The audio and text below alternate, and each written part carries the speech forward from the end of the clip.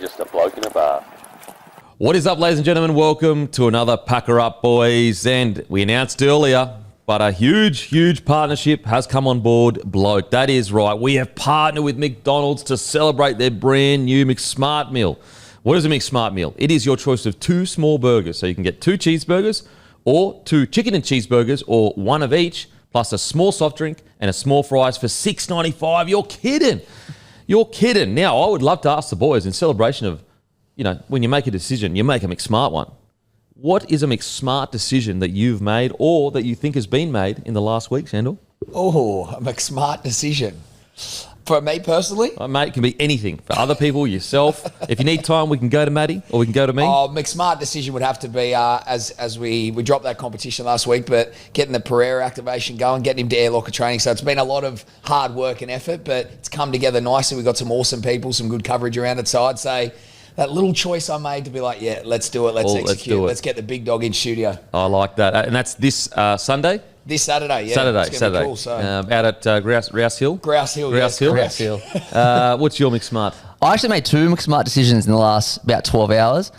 The most recent one was actually that product behind you. I went and picked that up, and at the same time, I actually got a McSmart meal the other day. I didn't get it this time. I got a chalky thick shake, and it's really hit the spot this morning, Okay. Which is nice. But my main McSmart decision was yesterday.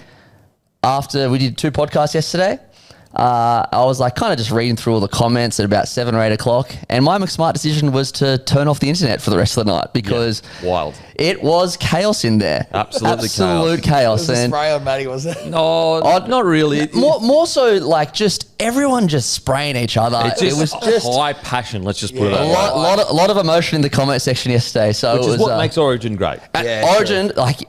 I woke up this morning thinking Origin will never die because people love it this much. I came up with a theory, we came up with a theory on the DMP yesterday of the 48-hour salty period. And I think that all Origin fans are allowed 48 hours to be really salty about the result. But then so nothing can be held against them in that 48 hours of what they've said. Once they calm down, then that's all good. Now, my McSmart decision is the NRL giving the women's game 3 Origin games this year. Yes, I cannot believe, and look, anyone that's followed this podcast for a long period of time, I haven't been all on board the women's game from the start. As a matter of fact, when the whole drama was going around with the RLPA and everything, I was saying it needs to make business sense. Like, you know, if the women's game, you know, they want to get paid a certain amount or whatever, it has to make business sense. And I still am of the mind that it has to be a healthy business. That's you want a healthy business to be able to grow it long term. It's better for the women's game if it's healthy long term. But after watching, we had, I think, about 25,000 people turn out to Suncorp. 30,000 tickets were bought for Newcastle. 25,000 people ended up turning out in the pouring rain. I think, first of all, I want to give the NRL a massive raps for making the McSmart decision of going to 3 games because now we have a blockbuster up in Townsville. But second of all, let's make another McSmart decision. Let's go all in. Like in 2018 was the first official. I think there were games before that. It used to be called the Women's Interstate Challenge. Actually, fun fact about that, Queensland won 17 of those in a row. There you go. Wow. There you go. And so 2018 was kind of the first one. We're in 2024 and these girls are selling out a stadium. Think about this. So I think it's 1984 or 1985, the commentator said, was when they had a State of Origin and they sold out, I think in Newcastle Stadium as well. And it was like a watershed moment for the men's game, 1984. So think about how long the game had been, like rugby league had been around before that and how long it took to build towards that. The women's game has barely been around in its professional sense. And we still don't even think we have full squads yet. Matter of fact, the girls at the moment that are playing for New South Wales, they were just in camp. They're not even playing footy yet. I think the McSmart decision is, yes, okay, we will be spending initial money that we may lose money year on year initially with the women's game, but I think there's been enough evidence shown now with selling out stadiums that eventually, instead of it being seen as spending money, it's an investment. I think we need to, obviously the AFL they've actually gone the opposite route where they've gone too far. I feel like that they didn't focus on the healthy business part first, and they just went out and put a bunch of squads together from, I think, every single team, and I think they went too quick. I think the NRL done a really good job at building it slowly, but I feel like we're at the point now where we can beat AFLW to the punch and build and invest in the women's game even more, because I always say this, even if you're looking at from, like, obviously the good reasons are it's a great product. I believe it's the best women's game product that you can watch. Outside of maybe probably women's MMA, I really do enjoy watching. Yeah. And I think it's better than women's soccer. Obviously, the Matildas, what they did was incredible. I still try to tune in when I can. So it's not to say that Matildas are bad or whatever. I'm just saying when it comes from a business perspective, I believe that rugby league, the women's product, is a good it's a good offering from a content perspective. And you saw on the week, like 11-10 last night, a great showcase for the game. And on top of that, not only do we want like our wives, our daughters, and every women in our lives to be able to have the opportunity to play professional sport, but from a purely selfish perspective of just a rugby league fan, if we win the battle in the women's sport arena, that is half the population that is tuning into rugby league. So even from a purely self-centered perspective of like just worrying about the men's game, it's still a positive for the game if we win that battle of the hearts and minds of women's sports first. Now, obviously, we got big juggernauts like the Matildas to compete with, an AFLW to compete with, but I think we're there. I think we're ready. I think it's time. That's my McSmart decision that needs to be made. I think, as you said, the McSmart decision was making it 3 games, and you did say this, but equally McSmart, the slow progression, not jumping into 3 games early, because we got 2 quality games so far. We're going to get a cracking third one. I remember watching Women's Origin in 2018. It was fantastic. It was unreal, but it definitely wasn't anywhere close to as good as this. And they probably couldn't have lasted 3 games. They understood the quality was going to dip. So, well, the standard was nowhere near what it is today. Like, and it wasn't as enjoyable to watch. And that's just being real. Like, don't pretend to sit here and say that the standard was great, because it wasn't. But the standard wasn't great because the resources weren't invested into it. And we're seeing evidence today. If you give the women a bit of resources, the standard will lift quickly.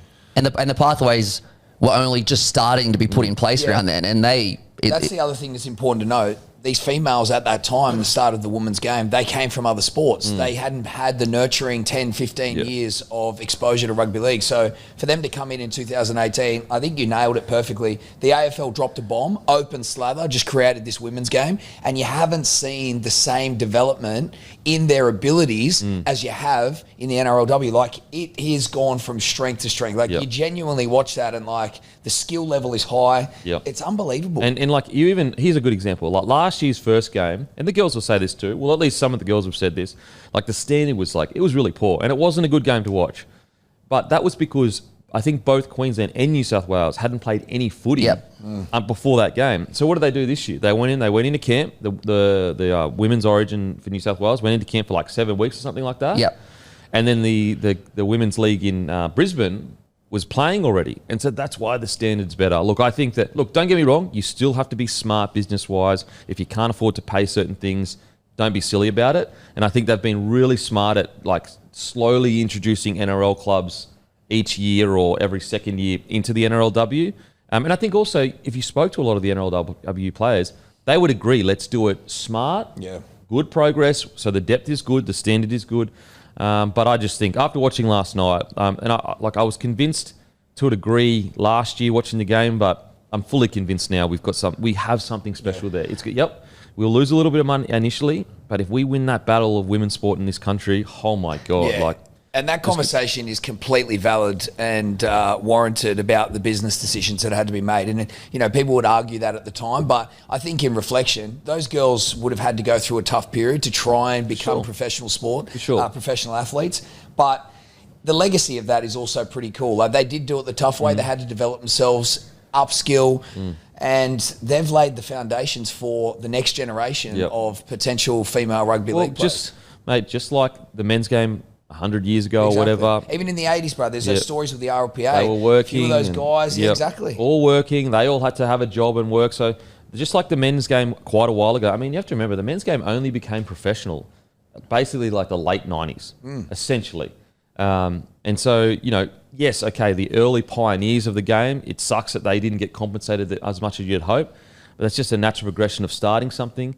And so I get the natural urge to go, let's just pay everyone the same. I get that. But you do stuff like that, and that's not good business sense. Let's put a good foundation in place to eventually get to that point.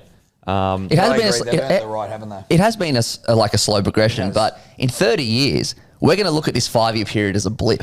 Yeah. Oh, for sure. And as I said, it's easy to tell the women, 5 years ago, in 30 years it's going to be great because they don't get any benefit from that. True. But it is just the natural, the men's game had to build into it. I think what the men's game did, this was like 100 years ago or a long time ago, the first time they started getting actually even paid for it was the Australians men's team demanded a percentage of the ticket sales at the gate. Wow. And that was the beginning of the professional. It didn't get really professional for a very long time. So all that aside, I think the women's game last night was amazing. The standard keeps getting better and better. Yep. And also, when you come to watching it, you don't, I enjoy watching the men's game more. That doesn't mean that I can't enjoy the women's game. I just look at it as a different style of rugby league. And so you don't need to say, that's as good as the men. It's its own thing. Respect it for its own thing. You can be its own thing. It can grow. Even the fact that it's on its own night, I love that. Initially, I was like, maybe you put it with the men's games to give it more exposure. Diluted. But you know what? They took the little hit initially to be smart about it, and they go, you know what? We want our own night, and they've nailed it. They're selling out Newcastle. And strategic to get the buy-in, like the Origin Arena, female, male, doesn't matter. You're always going Queensland, to get New South Wales. buy-in. On top of that, if you had said to a lot of people, even me, in 2018, in a few years they'll sell out Newcastle Stadium, I would have said, mate, there's no way. I want to help. I want them to grow. I want my daughter or my partner and women in my life to have opportunities for sure. But at the same time, we have to be real here. And yet they've blown us all out of. It was a huge landmark achievement. I think it might have been 2019 when they got, I think it was 8,000 to 10,000 at North Sydney Oval. And I think also with that, I think the ticketing was free-ish or something. Yeah, it was $5 or something. Something along those lines. And so... Also, if you would have told me, and I'm being 100% serious here, 5 years ago, that my group chat, all male rugby league fans, there's 8 of us, would, during the second Women's Origin game, would all be messaging each other, blowing up about decisions, blowing up about these, being seriously passionate about the game, and then being Devo when we lost, I would have called you crazy as well. And that's what happened last night. Yeah. And so, you never want to get up here and when you hear people virtue signaling and carrying it on, it's let's just be honest. You used to think that it wouldn't work to a degree, and now they've proved us wrong. They've proved us wrong that it would work. It is working, and they deserve an opportunity now. I think they deserve investment. So NRL, you've already made incredible and smart decisions to get here, and also not just the NRL, but the women's game as well has made really smart decisions. And I think after watching last night, it's just, we've got to get fully behind them. Fully behind them. It's similar-ish to the Vegas situation where, okay, the initial first few years, we're going to lose money in Vegas. But it's about the long-term potential of that. I think with the women's game as well, it's about the long-term potential of that. Yeah, they've earned the right. It's time for that investment. What about a drop goal from Brown?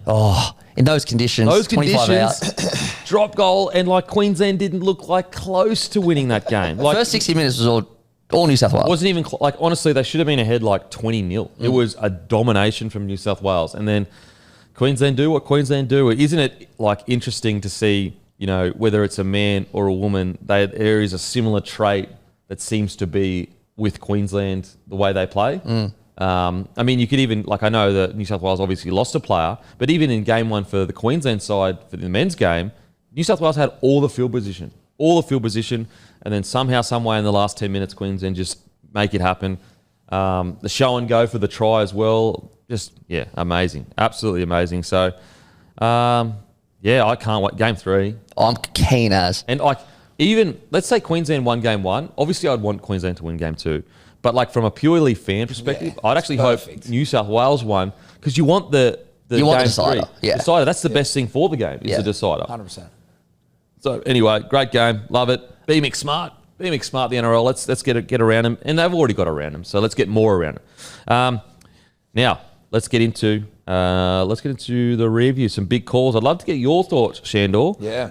On Origin, but before we do, this week's Sportsbet feed. Don't forget to give us a follow on Sportsbet feed, guys. You go to more, you go to feed, type in Denon, give us a follow. We've got a couple of bloke multis for the weekend. Okay, so Denon's Origin backups, Lomax, Coates, Cherry Evans, all to score a try.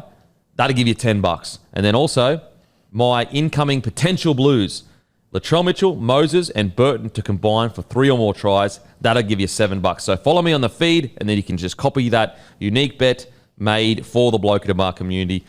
Takes 2 seconds, and it's a bit of fun, guys. We get to talk about it on Monday. So if you got a second, just stop the podcast, open her up, give us a follow. It means a lot. Let's get into it, shall we?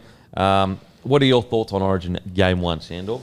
Oh, mate, it's hard, isn't it? Like, unfortunately, the game was, in some respects, decided. 5-7 minutes in, which is unfortunate.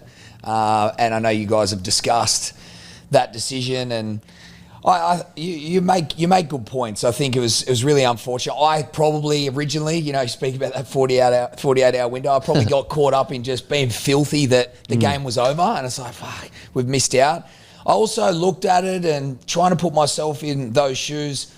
People do need to understand, and you can't excuse the tackle, because even if you don't think the tackle was that bad, you got to think about the other side. So, they lost a player too. Reece Walsh could have got seriously injured, but I don't at all think the intention was to hit him high. No it wasn't way. reckless. It wasn't careless.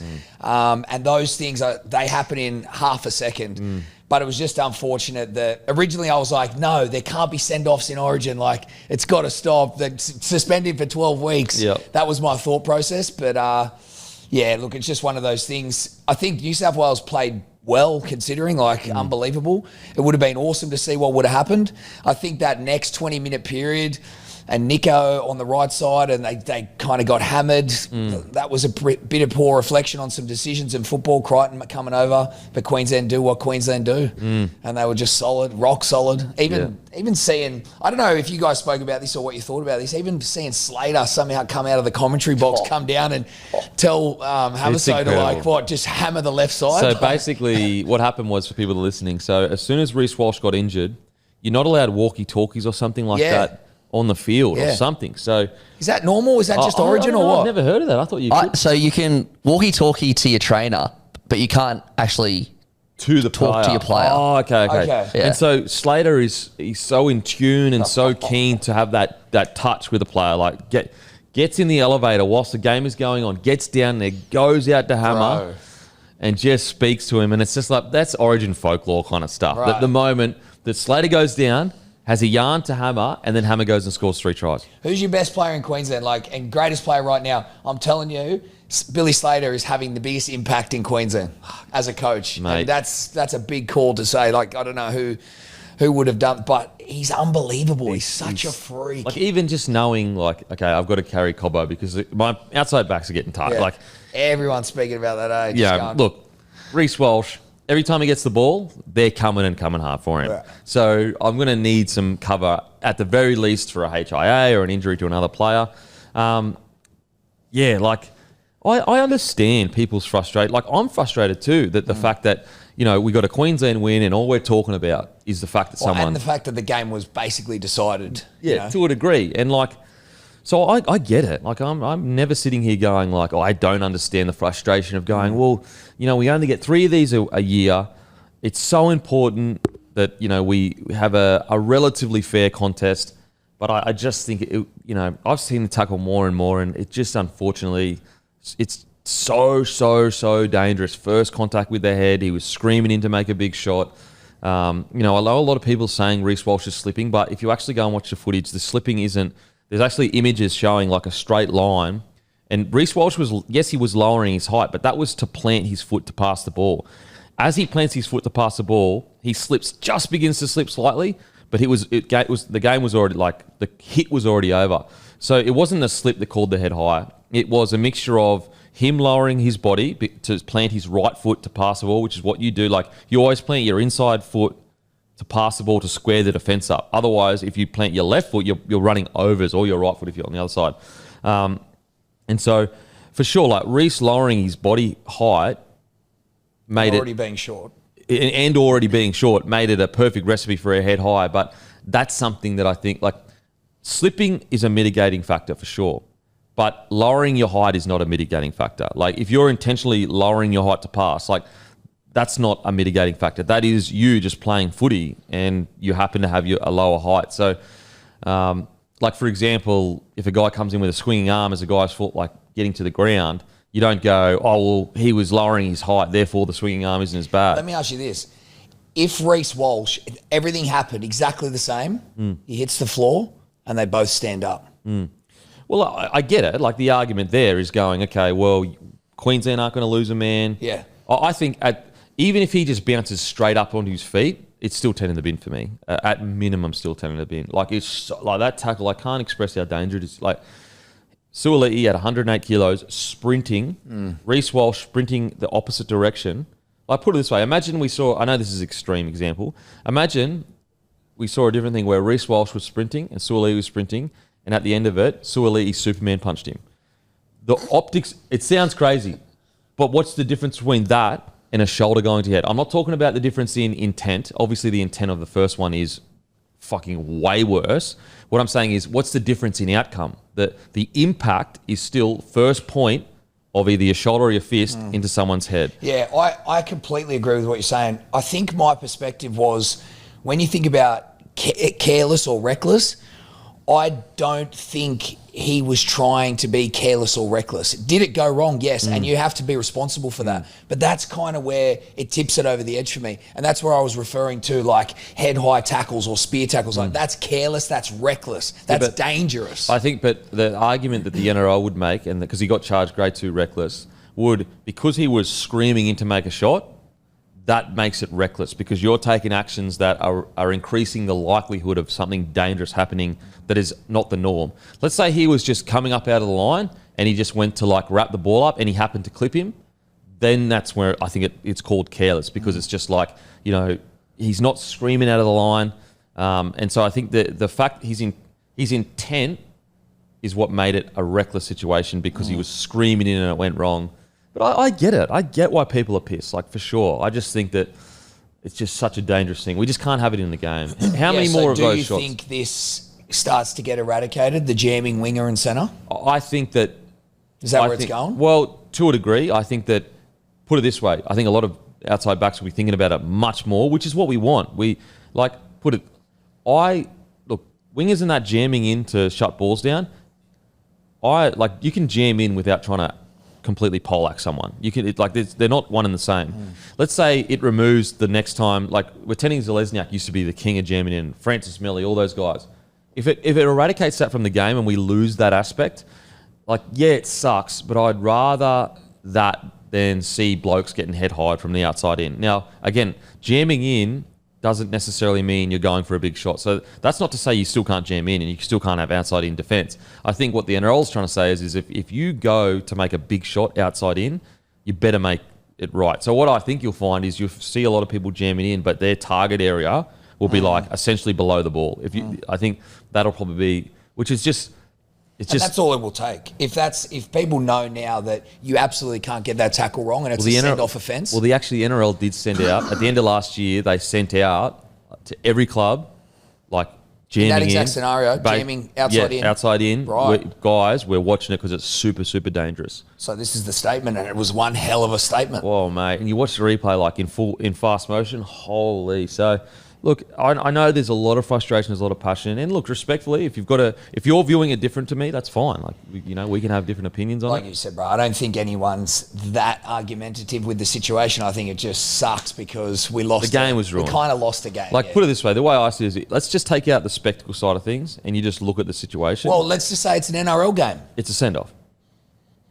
Yeah. Well, yes. You know what I mean? It's a send-off. But Matty, what do you? I wouldn't be unhappy with it. And the thing I still go to is, they lost a great player. Yeah, in Reece Walsh. Matty thinks it's a send-off for in NRL game. In NRL. In NRL, bloody oath. Yeah. So I was just, There's no argument. It's purely we're just all devoed that a game was decided by a referee decision. I get it. Mate, I totally understand it. And it's not a crazy thing. It's not. The thing is, it's not a super unreasonable argument of, it is the gem of our game. And you don't want it decided by something like that. If Reece Walsh doesn't get injured the way he does, you would hope and expect... It would be 10 minutes in the bench. Yes. Yeah, for sure. Surely. Because of the it's an Origin game. Yes. But the thing is, he did. Out cold. Like the picture on the back of the Telegraph, I know that, but... Was he 100%? He was yeah. out, eh? Yeah. Mate, there's a picture on the back. Have you seen the picture? Yeah, it's a shocker. Yeah, you can't... I wish... I don't know. I might be being a bit... soft here and pearl clutchy. I didn't enjoy seeing that picture on the back of the Telegraph. Eyes roll in the back of his head. Have you seen the picture? No, but that I doesn't sound got to right. show you so that you know the context we're talking about. He's got a daughter in that. Like, Nah, you can't. No non-psycho wants to see that photo. his eye. There's a literally front page of an unconscious human being with his eyes rolling in the back of his head. When you could have used an image of him just with his on his back where you can't see his face, or at the very least with his eyes closed. 100%. And you would have had the same. I mean, you would have had less impact because I'm sitting here talking about it right now. But mate, he's got a daughter in that. Like, imagine the daughter having to see that image. Obviously, she's really young. I don't know. Even if it was a New South Welshman, I'd be saying the same thing. I don't want to see a person in such a bad state like that. But she'll probably Google her dad in a few years. I didn't like that. I didn't think it was really necessary. Okay, all that aside, so as I said, I understand. I also understand where Matty's coming from, Eastern Origin. Like, I get it, but I just think it's so dangerous. If we can never see one of those tackles again in the game, as in, I don't mean actually big shots. I'm talking about a shoulder to the head from outside jamming in.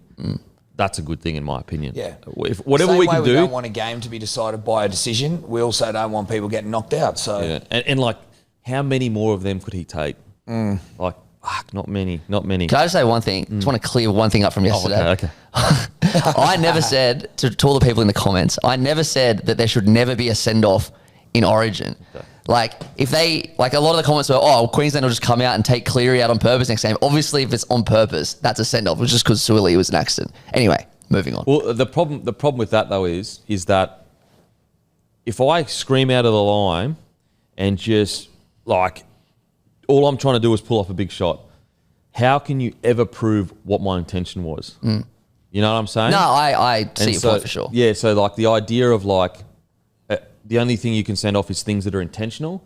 Like, put it this way. Let's say he gets 10 in the bin.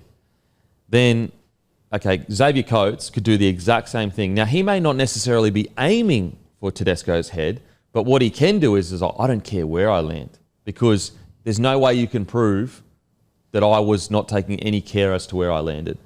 But, yeah, for the comments, obviously you didn't say there's nothing that can get sent off. And also, like, I've watched that tackle a lot today as well. It's sickening. To your point, Matty, with the whole send-off conversation and what you just said, which is in the game and the intention, if it was back-ended, the penalty, what you're going to cop, that's still a huge factor. Yeah. So, like, if you were let's just say hypothetically, no, you can't send him off, and then the suspension was going to be ridiculous for this bullshit act that was in a game, that's still going to instill fear. That's still going to hold you back from doing ridiculous things in the game. But at the same time, the team that something bad happens to them, they don't get compensated for their player is off now. That's the problem. That's the problem. Look, if Reece Walsh bounces back up, I could see different chat. It's different chat, but it's because you're losing Reece Walsh for the whole game. It's tough. I can fully see. Like, I haven't come around, but I've accepted that it's possibly a send-off a lot more than I did 24 hours ago. 100%. Either way, I get both parties. Yeah, I think both parties are coming from reasonable positions for sure. Okay, now in regards to the game, Queensland. We didn't get a chance to speak about Queensland much in the review because Rue had to go and then Hello Sport had to go as well. But, like, they didn't actually play that well. They just defended their asses off. Like, there was one period where they had 19 tackles. New South Wales had 19 tackles in Queensland 20. And Queensland had 1 tackle. Actually looked it up since then. It was 24-1. And so, like, I know, and look, I'm not, I had to get back to that big decision which you're talking about, but everyone keeps saying, like, the game was over. The game was over. But 24 tackles in someone's 20-metre line, you can score 12 points in that period. Like, the game is there to potentially win. There was a period there, I was like, are we about to witness, like, one of the greatest ever New South Wales wins? It was a small period there, 100%. Yeah, and so, like, for sure. I felt like New South Wales did put themselves in a position to win the game. They just didn't have that icing on the cake to finish it. But we knew that before they were going into the game that they didn't necessarily have the same icing on the cake that Queensland had. And Queensland, like, they also proved what they got selected for is, like, even the slither of an opportunity, boom, taken. There was probably one time where Hammer made a break where he tried to gas Teddy on the inside. He didn't pass. Outside of that, I think Queensland took every opportunity they had. When Hammer went over for his second, I think it was, and it was like 20-6 before they moved Critter over, I was like, oh my God. Not a long night here. This is going to be like a And you saw all the 50 or Maroons 60. just jogging with him. Oh, the way they were attacking that right side, though. It was almost just arrogant. Yeah. But then once Critter stopped the bleeding, New South Wales, yeah, you're of an right. arm wrestle after that. It was a huge arm wrestle, and Unbelievable. it just showed that Madge, and not to talk about New South Wales, but like there was a difference between the forward packs, a huge difference. Well, like, I think there was a difference in regards to, like, Queensland were just making errors. Like, they just kept making errors, whereas New South Wales weren't. I think at halftime, New South Wales had a 95% completion rate. Yeah, we only made one error at halftime. Yeah. So, like, New that's... South Wales back three were, in my opinion, a mark above in terms of their kick returns and first couple of plays. Tedesco, 200-plus metres, Toto 200-plus, Lomax 200-plus. Unbelievable. Lomax was phenomenal. Yeah, I tell you what, I'll never ever diss Harry Grant. I think he's one of the best ever. he didn't have the best Wasn't his game. best game, no. But when he came on the field, my heart sunk. I was like, oh my God, like it's already 20-6. But yeah, he had an uncharacteristically bad game. And he had some moments where he was good, but so that's I guess the scary thing for New South Wales is like Queensland actually didn't play that well. Like, I think that you saw them click to a degree in that first 10 minutes, and they had 2 line breaks in like 7 minutes, and you're going, oh, they're too slick. They're too slick for the New South Wales side. So, based off what you saw, Kempy, do you genuinely think New South Wales would have got it done? would have got... I was going to say could have, but... See, I don't know because... You never know what the game would Well, have I been. don't know because they had the opportunity to score points and they just couldn't. Yeah, I think we definitely would have, or most likely would have won the arm wrestle because we almost did anyway. But our attack was just a bit off. Well, that's what I'm saying though, is that, you know, you could, like, you had all this field position and you still couldn't score points. Does an extra man help that? You know, does one extra man help the fact that you struggle to have that finishing blow so many times? Yes, but put 2 and 2 together, I also think... Obviously it helps it, but what I'm saying is makes how a much. difference. I think it goes... Oh, well, if Edge was there, but then you could go, like, look at Queensland injuries, Gilbert, Tino. No, I'm saying the contribution. I still think we had problems of old with our shape and execution. Oh, for sure. Second half, I thought Teddy didn't have the best second half, and his passing was not the best. I think Edwards comes straight back. You can't fault what he's good at. Yeah. He's the best. You can't fault that. Effort, consistency, what he brings in that regard. But, yeah, again, I feel like that was a little bit of a gap for us, and it could have been the difference. I think we were digging up a bit in the second half, trying to throw all that shape right, because Teddy coming to camp 2 days before the game, Critter hadn't even been attacking on that side when they trained all week. Obviously, they couldn't run shape left because we had no left centre. Yeah. So We'll put it this way. it was tough. If you say it was 13-13, it's a close-ish, like very close game. Like 2 points, I reckon. And so the positive for New South Wales is that you got to remember they're going up against a side that's been together for a few years now. And the fact that if we all can agree, if it was 13-13, that it would have been a very close game, could have gone either way, maybe New South Wales wins. That's a pretty good first game for a team with like 5 or 6 debutants in it. Especially because all of Queensland's tries were outside the 20, I'm pretty sure. Yeah, So they just kill you, don't you? You'd be going, fuck, all this hard work. And then Dozer gets on, Benny Hunt gets on and just... And then what about Cam Smith just rubbing it in? It was after he got over the try line, he was like, go Dozer. Oh, it was so annoying. The whole of New South Wales State just had PTSD from the go Dozer call. What about Ben Hunt? Like, seriously, not even a 9. As soon as he gets on the field, New South Wales have been building pressure. And you're sitting there going, could we be witnessing one of the great... Because if you score one try, it's 20-16. It's just amazing. It's game on. It's amazing how he pulls it together, and that 9 for Queensland, his contributions Mental. And like even like little things, like the first try we score, that's just purely Benny Hunt pushing up. Yeah. So like even little things that Selwyn Cobbo does. Like I know defensively in the first half he got caught out a few times, but Selwyn in attack, every time he gets the ball, I say, please don't do something crazy. But he says, fuck it. Yeah. I'm just going to... Just back to Ben Hunt, and this burns me to say this, but he really is like a true Queensland origin player. 100%. Like that's just what he is. He just 100%. puts himself in the right place, does what he needs to do for his state, and just twice on the weekend or on Wednesday just found himself in the right position. It's crazy to think that the 2 people that he bumped, we're talking about a halfback here, to score that try was Liam Martin and James That was Tedesco. unbelievable. Like we're not talking about rookie defenders. We're talking about Liam Martin and Tedesco just fell off him like And he I was think it's covered in ice. underrated. Playing 9, full stop, but playing 9 in Origin as a halfback. Tell me another halfback that's done that. No, Like, you not can't. like that well. Not They where don't you do it. Not where you're going. Oh, he got man of the match. It's not a thing. And also, he's one of the best players every time he plays. Like he's playing so well. He's keeping Harry Grant out of the starting jersey. Insane. Like he's even playing so well at Origin level that you'd probably pick him before Harry Grant in his Origin form. Even though Harry Grant's first series was incredible, but I know they're like I'd agree with that. Like You know at this what I mean? point, yeah. at this when you're just looking at Origin form. Yeah. Now, don't get me wrong. They're a combo. They come together. Like Yeah. you can't have them separate. Was Harry Grant's first series? That's when he was at Tigers, wasn't it? So that I think so. Yeah, so we're going back quite a fair way. Hey, So- remember Harry Grant's first series at Tri School? Oh, that broke me. Unbelievable. That broke me. He just come on. Oh my god. And he just tore his apart. Like Yeah. just the game was in the balance, and Harry Grant just It was a piss goes take. fuck. I thought Xavier Coates was incredible. Yeah. He's ridiculous, eh? Yeah. Like to come from the other side of the field to get that DCE try.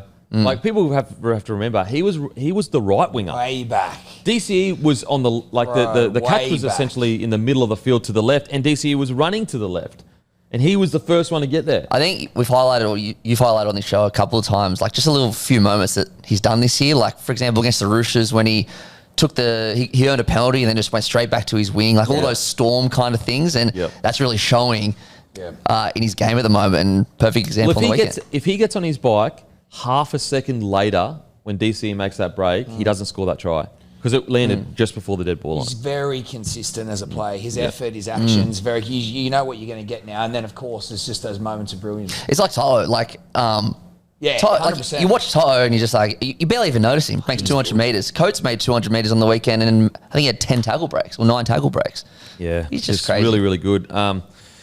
Outside of that, DCE, we've spoken about him quite a bit, but he was outstanding. I thought crazy, Dearden did his job really, really Yeah. well. Jeez. He's just a goer, isn't he? Like he was responsible for that. I don't know if it was the first try, He's but maybe- dangerous. He's so every time he runs the ball, he's dangerous. Very different to Munster, but still had quite good impact on the game. He's got a great knack and ability to size up who's in front of him. Yeah. And the moment you have a mismatch or give him an opportunity, he's off. Gone. And he's beaten that man every time. Mate, his strength in contact for a little fella is just like It's a true testament to him that was his second Orange game, and no one really in Australia, like everyone was confident that he'd do a good job. not a single person was sitting there going, "Ooh, Yeah. Dearden's in." No, not worried at all. Not worried at all. It's his second He game. could do the job, and it's his second game. Whereas, like, he's he's just quality, that kind man. of player. We spoke about Hammer, Val Holmes, couple errors that was a bit frustrating. So Just on hopefully we Hammer, can sort that out. had a look last night. Like we talked about on yesterday, he's 10 away from the Queensland record. The New South Wales record is 11, which is Addo-Carr most recently, and a couple others. He's on 8 in 5 games. Like it just. And like he's not What? coming through in an immortal period. Like Greg Inglis is 18, and he was part of the greatest rugby league side ever to be assembled. Hammer, yes, they're doing really well, but this is not an immortal era for. No, that England. Queensland team would smoke this team. Like it's just mental, absolutely mental. I thought Hopgood was pretty good when he came on. I think he had one error, but I thought he was pretty good in regards to impact. Bodawaker did his job. Who else? Would you wouldn't change the team, would you? No, not really. No, I don't think so. Don't think you can. The only thing I would do is I'd just like I'd speak to maybe Sewer because I thought Sewer played well, but he just got a little bit excited. So that little things like that you'd learn. You just speak to him, say, Yeah, I mate. thought he was solid. You know what? I've got a small retraction from yesterday. I laughed at you yesterday when you said Walsh might not play game 2. The more I watch the tackle, the more I think, Well, far what's the actual No, so- guidelines around that? So he has to He's be le- out for 11 days. he's legally allowed to play at this point. Legally allowed, but so the boys said, like I said, oh well, fuck, he might not get selected for game 2 because he's completely knocked out and he's not going to play any footy until game 2. And the boys like laughed at me. I was like, boys, like his head may be still fucked. Like, And I wouldn't. Yeah, that is 100% true. But I wouldn't put it behind Slater to make that call. because you want 100%. people fit. Yeah. You want. No, I've completely 180'd on Yeah, that. like he needs to pass a fit. Like, you need a rigorous fitness test. You don't know with the brain. Like, there's a reason he has to stand down for 11 days. He could take 4 weeks to recover. That's Well, something Slater would do, bro. I'm telling you. I hate to like single out a player, but it's happened a couple of times. Ryan Pappenhausen took 10 weeks off after that Magic Round head high. Like, it's not serious. Do you really think Billy Slater's going to rush back Reece Walsh when he's 21 years old at the start of his career? I don't think he will. I can't express. Based he off was character alone. out, guys. MMA. If someone knocked out someone in MMA the way Reece Walsh was, you're talking minimum medical suspension, 6 months minimum. Matter of fact, look at Alex Volkanovski. He said, and I know, like, he had 2 knockouts, but you have to, like, so was Reece Walsh in this. He's had 2 HIAs at least, or concussions. He's having essentially a year off, Alex Volkanovski. And I know it's a little bit different because of what Volks does, but what I'm saying is like, bro, to expect Reece Walsh to definitely be good in 3 weeks' time, that's craziness to me. Like, craziness. Oh, and will he want to be? Of course. Of course he'll want to be. But the other point is, you don't know how well he'll recover. It's not just a guarantee because a certain time. We don't know his concussion. We don't know. I think overarching, I think Slater makes a call based on his character and what's right. And I think, I think he goes another way. You really think if there's any chance that he's coming back too soon, Billy Slater is going to play him? No way. Like, even if Queensland had no one to pick from, he still wouldn't do it. But they do. They do. Hammer was in the top 2 players in the field yesterday. Hammer's there, Selwyn's there. There's no way he's going to potentially jeopardise Walsh's career in such a serious thing unless he is like... And that's why I say maybe he needs to see him play a game to see what he is like, or at the very least, a extremely rigorous fitness test like a week before they go into camp. Because, mate, I don't like... We're so desensitized with rugby league because it's such a brutal game. But knockouts like that, they are crazy, crazy bad. They can have... The thing with concussion is he could be sweet in 3 or 4 days, or he could be struggling in 6 weeks. And the 11-day thing, and I'm extremely guilty of it, is my first reaction is he'll be sweet after that period. But it's just not the case. You just don't know because it's a brain. Like, we don't. Let's say he was to roll his ankle, and they said he should be back. He won't play any games, but he should be back ready to go right around Origin time. No one would be sitting here going, he's definitely getting selected. You'd be saying, well, fuck, you need to see whether his ankle's all right. It's the same thing with the brain. It's just that we don't have as much information on it. It's a muscle. It's been injured. We don't know exactly when it's going to be good, so you need to give it time. He's also 21, so you don't want to be messing around. Not with that kind of stuff. Yeah, no way. Especially, I've spoken about it ad nauseum, but KP, Tedesco, both having had issues with this. You don't want to go down that same route. In regards to any other good players, as I said, they didn't actually play that well, but they just hung in there. They just hung in there. Lindsay Collins, I thought, was great off there. Yeah, Paddy awesome. Carrigan, man, he is just like... Isn't he just built for Origin? He's genuinely just built for Origin. What I like about Paddy and what I think New South Wales could probably take a little bit from... Because, Paddy's really good at knowing when to be the ball player and when to simplify things. So, first 10 minutes, 15 minutes, Paddy is just like, run. There's nothing flashy. It's a really simple game plan. It is run hard and tackle hard. And then, when a certain period gets by, he steps back into that tip on. He's just really smart on the footy field. Whereas, I do feel like, sometimes with New South Wales, their forwards don't know when to simplify and when to be the ball player. And I think that, for example, Isaiah Yeo, although I thought he played well, that's what I'd be saying to Isaiah Yeo. Mate, first 20 or 30, just don't even think about passing. Just run.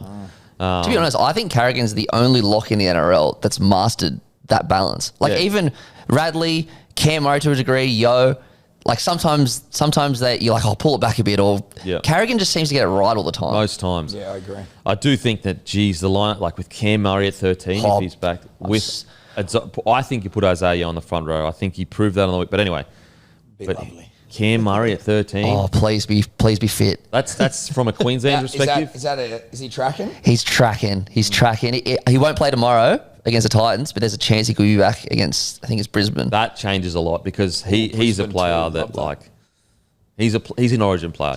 Queenslanders look at him and go, okay, he's a problem. He's a problem. 100%. He changes the whole team. Yep. Okay. Now, don't forget, Tarpanair was our Menulog hungriest player. Use code Tarpanair for $7 off Menulog this week. That's TAPNAIR for $7 off your menu log. As I said, guys, if you're going to order food to your house, just download menu log. Not only do you get discounts, but each time you use our codes, you're supporting the partnership with menu log. This is the second year we're together.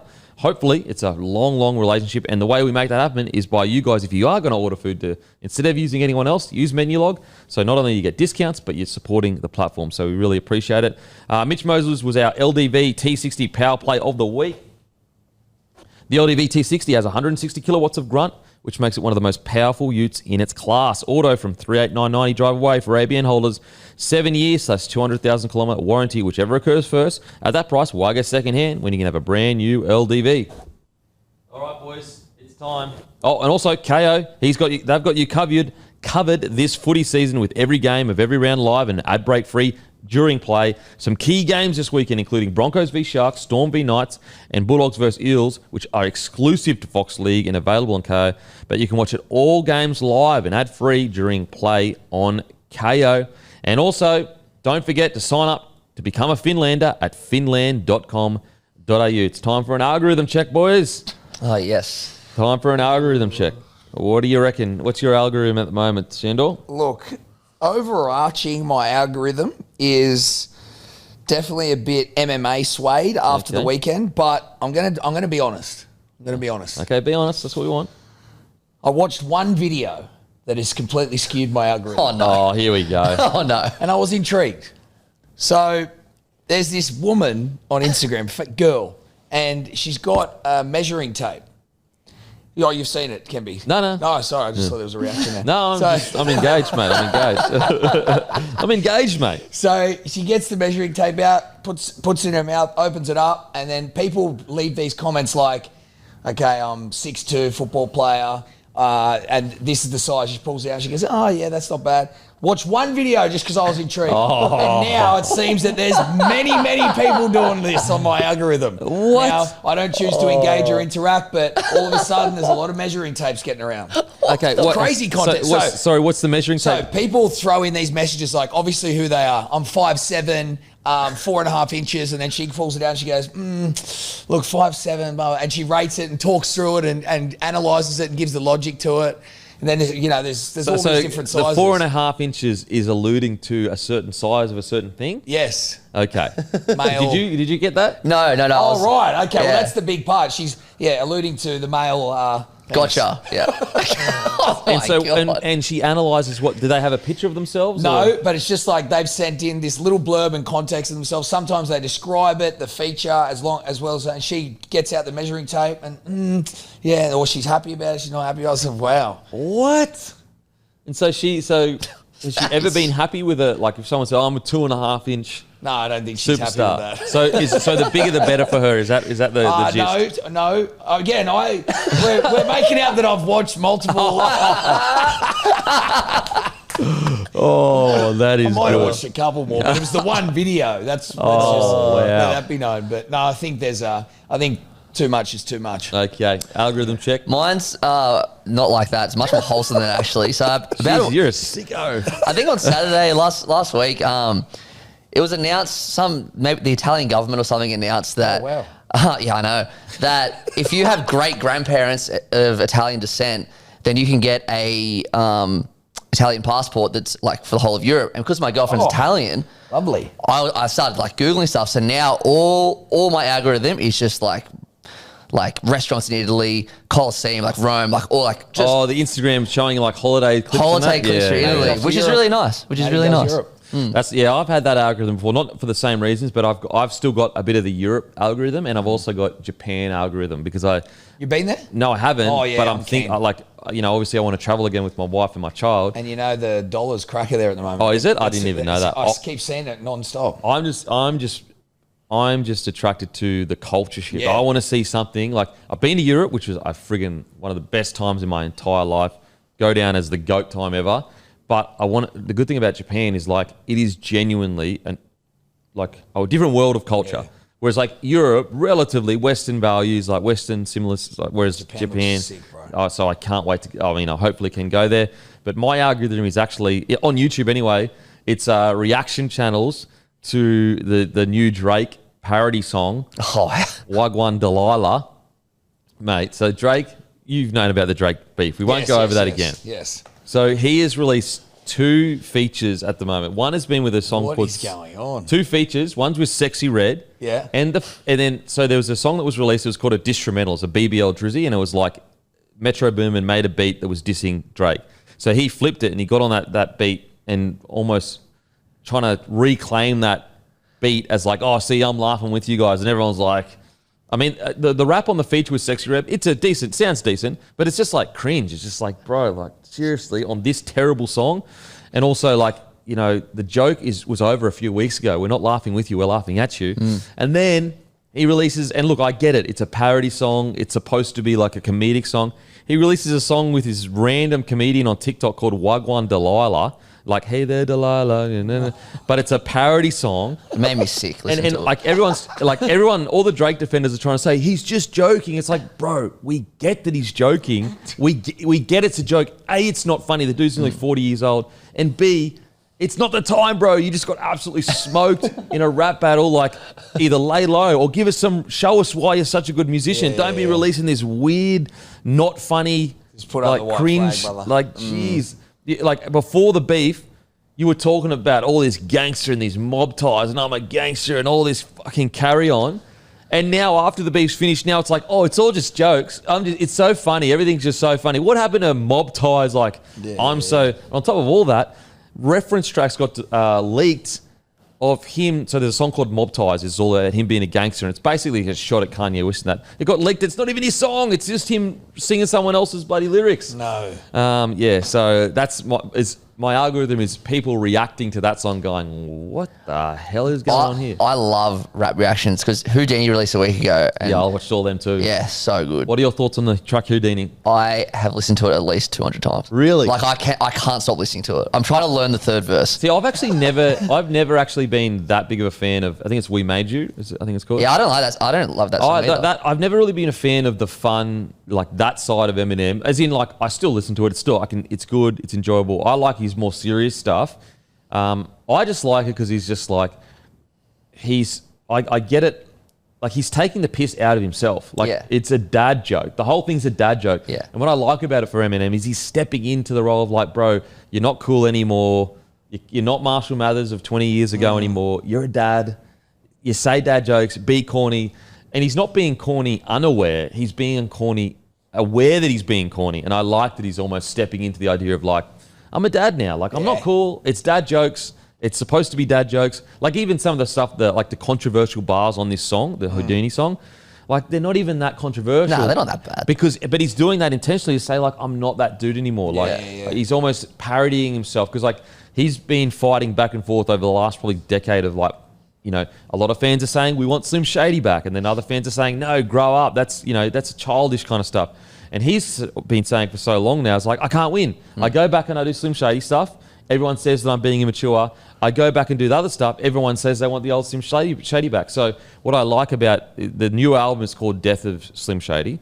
And it seems like it is him being very aware of, like, I'm a dad now. That's dead. Like, I need to kill it. It's over. It was great when it lasted.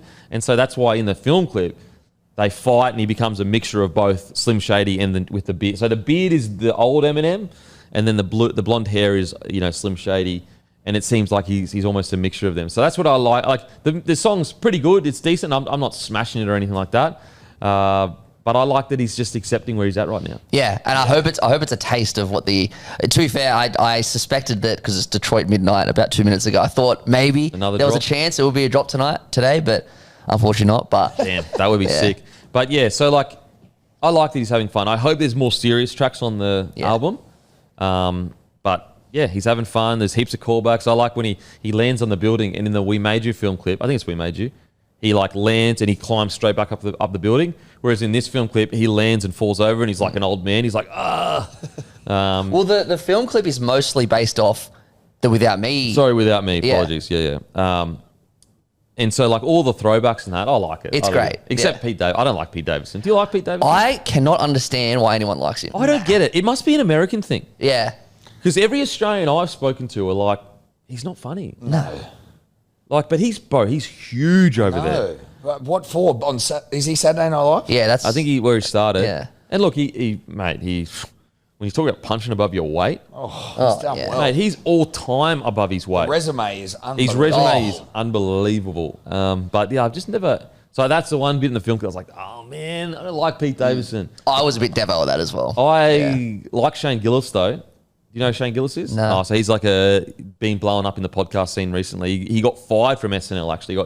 He got cancelled. It's okay. So there's a funny story about Is that Shane who Gillis. that dude was? Right? Right? Is that who that dude I was? know who you're talking about now. Shane Gillis on Yeah, YouTube. yeah. So his story. He's unbelievable. I He's love him. so funny. I listened to it on Rogan. The other Yeah, day. he's so good. You should listen to watch his special, Shane Gillis. Okay. It is unbelievable. Like man. it's one of the best specials I've watched in a very long time. He's so good. And he's also got a new show called Tireless on Netflix. Anyway, so he is almost the first human in history to be cancelled before he became famous. In regards to, obviously there's been non-famous people get cancelled. But so basically what happened is he got signed to SNL. He went in there. They're like, we love you. It's all good. And so his big break is literally just about to happen. So he signs to SNL. I'm pretty sure it's that same week he's about to go on SNL. And once you go on SNL, your career, it's just from there. You're up. You're done. You're on. And this guy's been grinding away for years and years, grinding. His big break, it arrives. Now, usually famous people, they become famous, then they get cancelled. Anyway, so just before the week of that he's about to explode, he's finally made it. Old podcast leak. He gets cancelled and fired cancelled and fired before he goes on SNL, and he has to start all over again. He just said some like inappropriate, we all say dumb shit, like on a podcast. It was a few years ago. He said some inappropriate stuff. I don't know exactly what it was, but it probably was inappropriate. Probably was offensive. But have we? I'm so glad social media wasn't around when I was growing up, because we've all said some rank But stuff. also, if you're in that comedy space, I know. It was even more so. But yeah, so he said some stuff, and he was cancelled. He was cancelled for it. And I agree with you. Especially if you're in the comedy space, like obviously there are certain things not that you shouldn't say, but like you can say them with more tact, so they're not as the context is different. The context matters. And so you always got to progress and improve. Like you shouldn't just be like, yeah, we should say fucking anything and fuck everyone. But at the same Other time, little comedian, bro, they run it. You see all those clips on the moment. Someone's on a stage, a comedian. They're all on like a panel. You know the little, the little roasters, skinny guy. Yeah. What's his name? He is good. Not Jimmy Carr. No. I think he's gay He's as well. a Rogan. He's a openly. Rogan. Yeah. He's on Rogan, and they just did that roast recently, and he absolutely smacked it. He's been on Rogan for ages. Yeah. I forgot who. I didn't even realize who he was on Rogan. I thought he was a random, but mate, he's so fucking funny. The dude that did the Tom Brady thing. Yeah. I don't know his name, but that was the funniest 2 minutes. His comebacks are, I don't know if there's many better than him. He's got a funny ass voice. I can't believe I'm forgetting who this guy is. And like that show, whatever that show is that they run, that comedy club show where someone comes on. Tony and Hinchcliffe. Yes, Yes. And they just rip him. Yeah. And He's openly hilarious. gay, so he's like, that's where all of his, it gets directed, but he's just comebacks. He's so good. So I'm pretty sure it's Shane Gillis. I can't believe if I'm getting this wrong. Did you guys watch the Tom Brady roast? Yeah.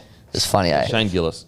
Yeah, he is so good. I Anyway, love so the bystander of like a Kim Kardashian, just it'll be jokes, bang, jokes, bang. Just she cops every like 10th joke. I know. you've got to if you're going into a roast, you've got to like woosah before you go in. You got to harden You've yourself. got to just go before you go in. No matter what anyone says, just who cares? Who It's cares? a very interesting concept if you think about it. Yeah, for sure. Like, fuck. Just to sit there and get absolutely roasted. And it's like, it's not fake stuff. They're roasting about real stuff. Real shit. Especially when you've just been divorced. This is very public. Yeah, like, a you know couple what people are of going to those say. ones, and he's just like, it's funny. And 'Cause he did come out and he said, my kids and this and that. I don't know. How do we get onto Shane Gillis again? Eminem. Oh yeah, he was in it, which I love to see that he was in that. So, but yeah, if you listen, because what he does is Shane Gillis, he's actually really smart, and his podcast is he loves history. Oh yeah. So, but he retells actual history, but in a really comedic modern way. So like usually if you're getting a story about history, you're getting it like very bland, in the dry. 16th century, this is what happened. He'll say stuff like, this clan pulled up to this other clan's hood, and he might be talking about like feudal Japan or something like that. And so that's how he retells history. mad. So it's actually accurate, but he's using, if vernacular the right word, modern day like slanging that. Yeah, that's cool. But anyway, yeah, I'm keen for Eminem's album. I hope it's good. Anyway, let's get into Dolphin sign Tavita Pangai Jr. Yeah, look, I think it's just one of those ones where could go horribly wrong, could be the best signing of the season. I'd be very surprised if it's somewhere in the middle with Tavita Pangai Jr. because we know how good he can be, but it just hasn't been like that for a very long time. I understand why the Dolphins needed to do it. They've lost Bromwich now. They've lost Flegler. They've lost Gilbert. So they're desperate for a front rower. Yeah, so makes sense. They probably needed it. And I hope he does well, but he's had quite a lot of chances to beat a Pangai Jr. And I just wonder. I'm going to jump ahead. I reckon he might go to South because Wayne Bennett's going there next year. Souths need a middle, and he's only signed for the rest of this year. I hope he can turn it around because 100%. the potential has always been there. Yeah. I just think that he's been given so many opportunities. And also, I get when you're trying to sell a fight, you're willing to say pretty much anything. Yes. It's selling a fight. But when you're leaving the game saying things like, my parents forced me to do it, I didn't even enjoy it, I don't want to take any orders from a halfback. Now, granted, Tavita Pangai Jr. has already lent into the joke. He's posted in his story saying... I can't wait to take orders from Isaiah Katoa. And so, maybe it was all tongue-in-cheek for Tavita, but, that's not how it was taken. It was taken I think it was, but poor decision. just not worth it. You're burning bridges. Has he been under Bennett before? Yeah, the Broncos, Yeah. that's how they... Yeah, cool. So, as I said, I don't think there'll be a middle ground with this. It'll either be one of the signings of the year or a disaster. I'd be surprised if we got the best version out of him. It was a huge impact. I don't know if it's going to be horrible, but I just don't know if they're going to I wouldn't have made the decision. I wouldn't have signed Tavita Pangai Jr. I just, when I look at what they're trying to build there, I'm just not sure he's the right guy at the moment for the Dolphins. Bennett has the relationship. He has a belief in him. As Matty said, he gets a year. He's in a very desperate situation, and then maybe there is a greater plan if it all works out to take him to South. So, look, there's a lot that makes sense out of the decision. Will it work out? It's tough. I'm glad it wasn't a multi-year deal. Just it's a deal for 15 weeks. So that could be the best out of it. Anyone listening to this podcast, they know if he goes out and kills it, we will be the first ones to get up here and say we were wrong. Okay, he great killed work. it. Yeah, awesome. absolutely. We love that. I love seeing blokes turn it around and find that potential. But I have to give my honest opinion, and I didn't want him at the Broncos. I don't think they needed him. I don't think the Dolphins... I wouldn't have signed him if I was the Dolphins. But I agree with both of you. I see that there is a logical reason as to why they did it. Yeah. It's half a season. They are absolutely decimated in the front row. And also, on top of all that, Wayne's worked with him before. I think that's the key difference. I agree. With all of it. If you were just a normal coach, it's just it's probably not worth... Yeah. It's an unknown quantity. Wayne knows him. He knows what he's like. And Wayne being Wayne, a man manager, if he believes that he can get more out of him than others, then you're going to have to back justified. it. We'll put it this way. Who are we to say, to know more about what the right or wrong decision is than Wayne Bennett? Yeah. Exactly. He's the GOAT. Yeah. So he clearly knows something or sees something that we don't. And look, he might be wrong. He's not perfect. But yeah, for me personally, I would have wanted, and I said this before, even when there was talks, and I don't think there was ever talks. I think that he was about to fight and he getting his name out there, and so there was the links to the Broncos. But even when there was talks that he was going to go back to the Broncos, my stance was I want to see him play a whole year of Queensland Cup, ripping and tearing, because then his actions are doing the talking. He's saying, I want to be back here. I want to be back here. And then if he kills it in Q Cup, by all means, come to the Broncos. If I was the Dolphins, I probably would have rather done that and said, mate, I want you to go kill it Q Cup, and then we'll bring you in.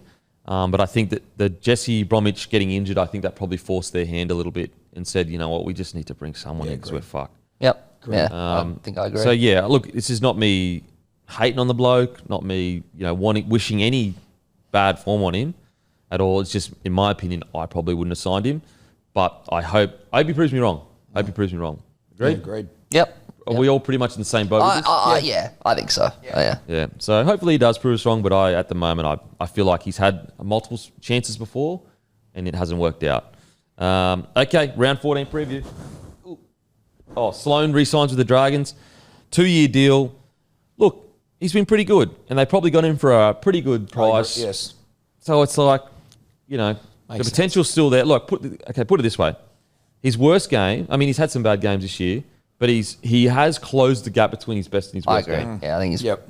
And so if that trend continues, like let's say we're looking at a graph right now, and for the listeners, and the direction is slowly trending up. If it continues to slowly trend up, in 12 months' time, $500K for a fullback will be an absolute steal, especially in the new salary cap. Because in the old salary cap, that's about 300 grand. So you're sitting there going, 300 grand for a guy of Sloan's potential, and also he is trending on the up direction under Shane Flanagan. If you had said to me at the start of this year that he's going to get re-signed, I would have said that is absolute madness. Absolute madness. So you got to respect Sloan for, yes, he's had a rocky year, but at the same time, the gap, I think, is closed dramatically. Good on him. Good on him for earning that contract. Yeah, I think he's earned it. Yeah, I think so. Earned a 2-year deal. Look, if there was another fullback on the market that was like free and jumping out of their skin and was keen to come to Dragons, I could understand maybe where they said, okay, we're going to maybe not re-sign. But at the moment, he's got incredible potential. There isn't a big fullback on the market. He's exactly what they need. And also, if he does continue on this trajectory and he kills it, imagine how good that is for their salary cap over the next 2 years. Yeah. I feel like it's a good opportunity for both, and it just makes sense in terms of his ability, but also realistically what the deal was. Yep, for sure. So congratulations to Sloan. We love to see it. I mean, very different to the Peter Pangai Jr. situation, but the element of similarity is we want these guys to go well. Like, you know, we don't. Whenever we are negative on a player, it's because we hope they go well. It's not because we're sitting there going, yeah, fuck yeah, that player's playing shit. How good. Especially someone like Sloan, who can be on a highlights package. And also someone like Sloan, who he's never had dramas off the field. Oh, he seems like a legend. So that's what I mean. They're not similar at all in regards to the type of person. It's more just seeing someone that has a lot of potential, hoping they fulfill that potential. That's the only similarity they have. Okay, Dragons versus Tigers tonight. Dragons paying $1.33, Tigers $3.36. I don't mind Tigers $3.36, if I'm being honest. The line is 9.5. I don't mind that line. Yeah, I'm taking that line for sure. I like that. Yeah, I tip in Dragons head-to-head, but definitely Tigers with the start. 100%. Yeah, I agree with that. I'll go Dragons head-to-head, Tigers with a start. Titans, $1.80. South Sydney Rabbitohs come into a 2.05. The line is 1.5. I'm going tight. Oh, so the overs for this is 53, which is very, very high. Are we going to see a rampaging Latrell trying to get selected for New South Wales? I think so. Yes. I think we're going to see a rampaging Latrell versus, I know they're completely different positions, versus a rampaging David Fafita. Because this is his first game back. You know what? I've doubted the Titans too much this year. I think they've built nicely. Yes, they're missing some. I'm going Titans. I'm going to go one last chance for the year. I'm going to back the Rabbits. I'm going South, but I'm backing Fafita anytime. Okay. Cowboys versus Warriors. Cowboys $1.77, Warriors $2.10. Line is at 1.5. I'm going Wires for an upset. Robson and someone else is out. Oh, yeah? Not Cotter. Is it Talangi? Talangi. Robson and Talangi are out. I'm going Wires for the upset. I might back you on that one, actually. I've tipped Warriors as well. I know Warriors haven't been going great, but Cowboys have been going pretty bad as well. Last couple of weeks, Warriors have been all right. And have you seen who they're getting back? They're getting the whole team except SJ back. Yeah. I'm going Warriors for sure. Yeah, it was. Broncos, $1.58. Sharkies. This is all brought to you by Sportsbet, by the way, guys. Make sure to follow us on the feed. When we come around to renegotiating partnerships, they look at things like, are the bloke community following Beak on the feed? So give us a follow. It takes 2 seconds, and it's a good way to support. It's a free way to support the show. Okay, Broncos, $1.58. Sharkies, $2.40.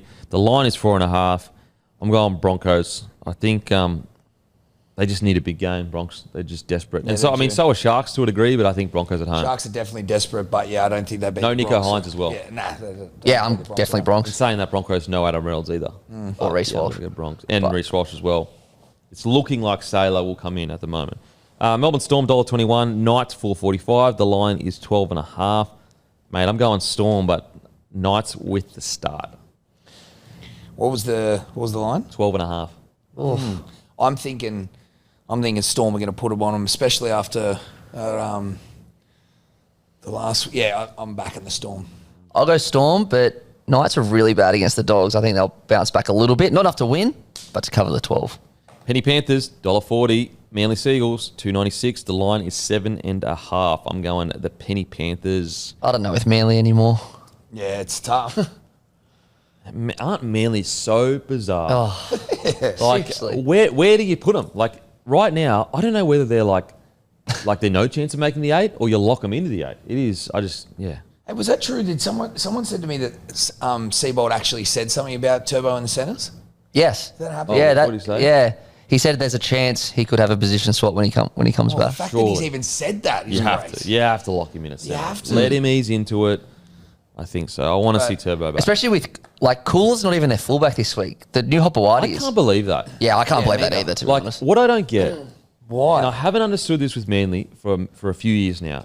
Okay, so Turbo has had injury problems. So why not, whenever Turbo gets injured, whoever is the Invest. next up, Yes. put him in there and allow him to play as many games as possible. Hopawati was great last week, but like give Cooler an opportunity. Like Seabold after the Broncos game was giving a Cooler a raps about how well he went. if they made this decision 18 months ago, Cooler would have had more games at fullback than Turbo. So they'd put Garrick back there, then they'd get it would change. And granted, yeah, maybe Cooler was out injured here or there. Now look, maybe they don't have depth in the centres. I'm not sure, but I am Well, genuinely Brad Parker's shocked. playing in the back row, so I'm shocked at that as well. Why is Brad Parker in the back row? He's a good, solid Yeah. centre.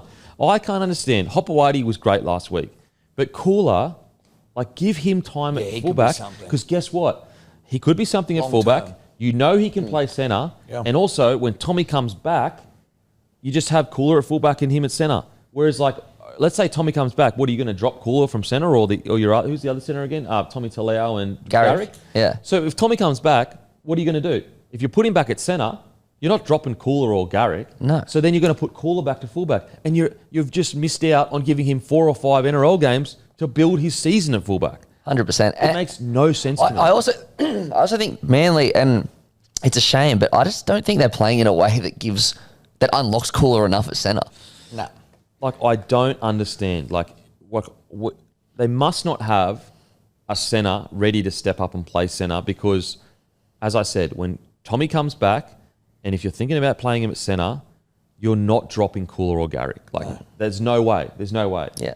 So why would you, what you're going to do is you're going to put one of them to fullback. Yeah. So just do it put him now. there Yeah. Doesn't make any sense. All right, Panthers. Panthers. Panthers. Doggies versus Para. Doggies are outsiders. 212. Para $1.73. What are you going, boys? Line is a point and a half. I absolutely love Para in this just because of Moses, and he wants that Origin jersey. Yeah, Origin I can't go Moses. past Para, eh? He might be playing with a boner.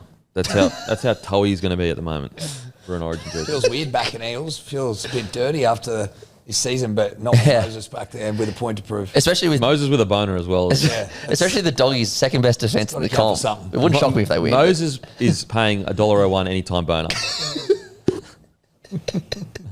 Get the measuring tape out. They fucking. Get the measuring tape out. You're a sicko. You are a fucking sicko. Send one in. Mate. Moses 6-1. Yeah, you just watch one. You just watch one video, One did video. ya? Mate, one video doesn't change an algorithm, mate. Don't give me that. One video doesn't change an algorithm, you sicko. One account.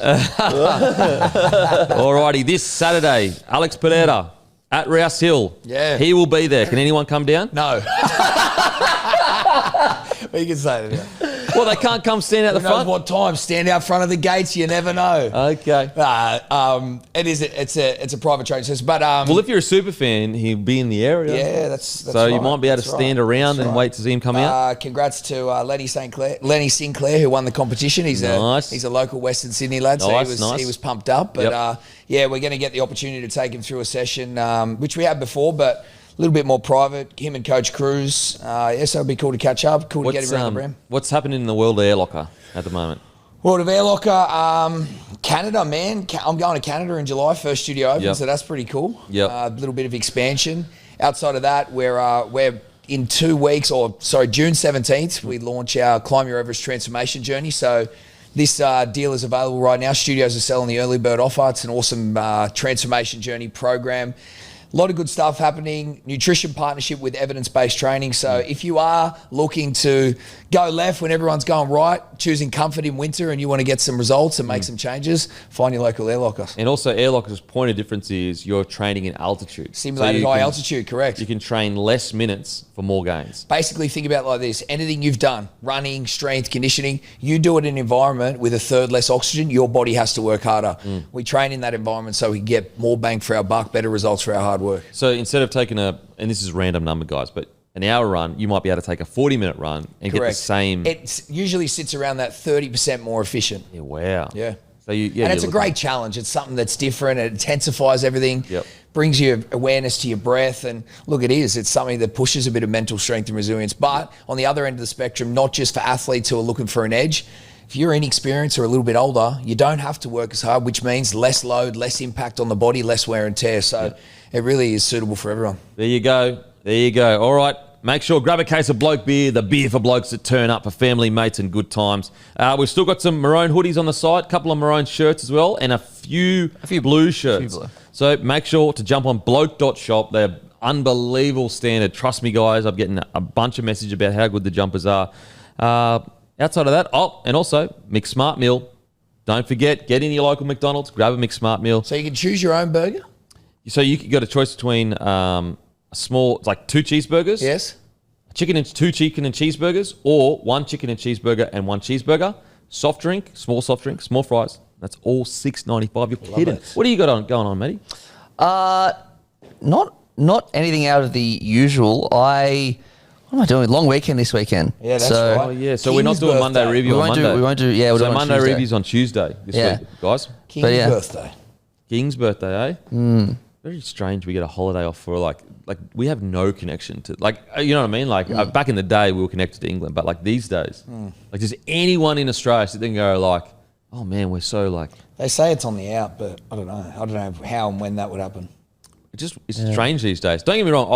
I actually like the concept of a royal family because it gives, like, I get it, taxpayers' money and England, like there's this big argument in England in regards to should the taxpayers fund the royal family when they don't really do that much. But I think that's like, it gives the country something to aspire to. Like, and I don't mean them as people, but the idea of them. That's why, the Queen in the Queen's so proper. You never really see emotion from her, obviously, before she passed, is because they're trying to give ideals for the country to aspire to. It's almost like, religion to a degree where, obviously, I know people are quite religious. I'm not religious, but a lot of the positives about religion is, giving you something to aspire to, believe in that's bigger than yourself. So I don't mind the royal family, but in saying its connection to Australia, I understand the connection. I know where it comes from, but surely we're past it now. Like, don't get me wrong. I'll take the Monday. We'll take the holiday. Take the Monday off. Yeah. But it is weird that we still are celebrating the King's birthday when not a single Australian, well, nearly not a single, couldn't care less. Like really. Yeah. For example, it doesn't even does he cross feel my like mind. your king? No. But we're celebrating his birthday. Yeah, it's very strange. Very weird. Strange. It's also very strange that Victoria get more public holidays than us. I don't know why that's the case. Softer state. Yeah, that's true. Softer state. Yeah. That's what the science is saying anyway. That weather down there, they need the. Yeah. It's crazy how just a different state can be so different in regards to their culture and don't get me wrong, so different in culture. I don't mean but certain things Melbourneians do that are very Melbourneian. Yeah. You know what I mean? And I think it's actually quite unique. I'd say Sydney and Queenslanders are close. Like Sydney and 100% are closer in cultural ties than Melbourne and Sydney and Queensland. Yeah, my missus from Victoria. It is different. It's so different. Yeah, so different. 100%. Yeah. And also really weird how in such a small country and just an hour flight away, a totally different sport is king. Like they don't give a shit about rugby league. Crazy. And it's the same with us. Like we don't give a shit about AFL. Like when I was there for Anzac Day, trying to find a screen for rugby league, I had to watch it on my phone. Yeah, and it's only an hour flight away. Yeah, seriously. It's just mental. Alrighty, guys. As usual, we'll go and fuck ourselves. Thank you. What's gambling really costing you? For free and confidential support, call the number on the screen or visit the website.